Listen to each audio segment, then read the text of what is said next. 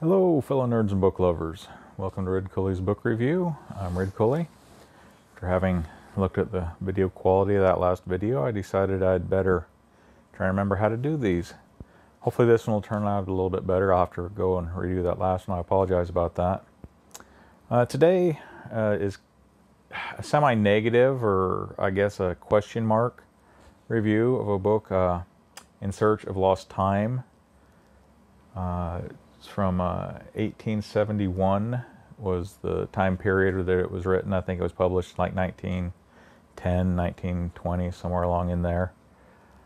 But it's one of the older books, not as old as like the Three Musketeers or some of the classics, Tale of Two Cities. And I couldn't get into it. Shakespeare in all of his plays will always remember to put some funny part, some actors, some jokes for the plebs, for the commoners, for the less intelligent people, so they can enjoy the plays. And to me, I must be one of those people, and I needed that in this book, because I just couldn't get into it. I went to look at a book, and I saw it was in my account. Couldn't remember what it was. I popped it in, and it was torture. And that might just be me. I can only get to page 90 in War and Peace. I love the movie and the story of the Count of Monte Cristo, but I can only get to page 105 in the Count of Monte Cristo. These older books, it just might have been a way of writing, 150 years ago. It's just a slow pace. Exposition is fine if there's a meaning for it, but to me it was just meandering thoughts and sentences and notes and parts of the book that I couldn't see how they would go anywhere. The book, it starts out, he talks about how he can't sleep and how sleep goes into a different world.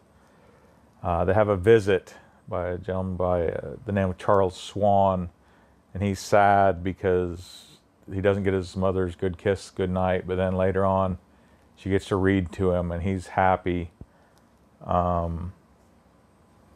He remembers having cookies dipped in tea with his aunt. He remembers trying to walk down a path, and his parents didn't want him to, and the neighbors were rude. He remembers walking or being somewhere else and looking, I'm assuming it says he saw some kind of lesbian love scene at a house. And all these things are like in the first 30 minutes of listening to the audiobook of this book. And he introduced just character after character after character. Uncles, aunts, visitors, family, friends, neighbors.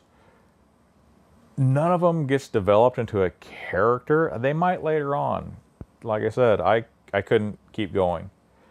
Maybe later on I had to stop. I looked up the internet and other people's reviews and what they thought about the book, and just lots of them says, it's been 400 years or 4,000 years, this book was 8,000. So a lot of people were complaining how slow and how long it was, but then they still gave it 5 stars.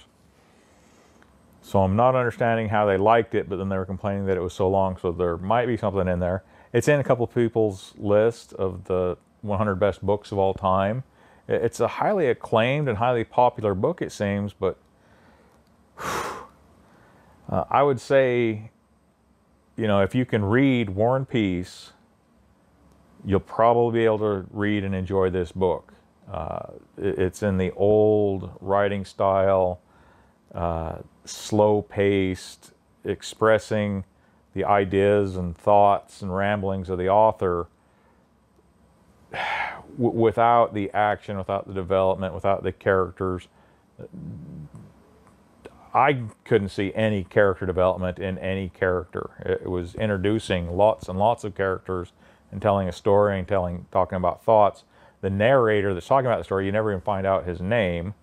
I was wondering if I'd missed that, but then I read that, yeah, it's never introduced in the book. So there's no character development whatsoever. So if you like books like Harry Potter, which are 99% character-based and building characters and interesting characters, you probably won't like this book. If you like I said, War and Peace, you'll probably like this book. I got to give it a thumbs down just because of its slow pace. I wouldn't read it again. There's just too many other good books, too many good science fiction books. There's so many science fiction books from the 50s and 60s, the 1950s and 60s that I haven't read yet, that unless somebody really talked me into it, I just can't see ever picking this book up again.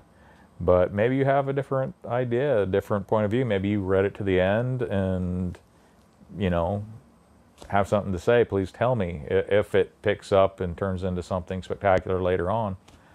I'd be interested to know. And I would like to leave you with a thought for the day.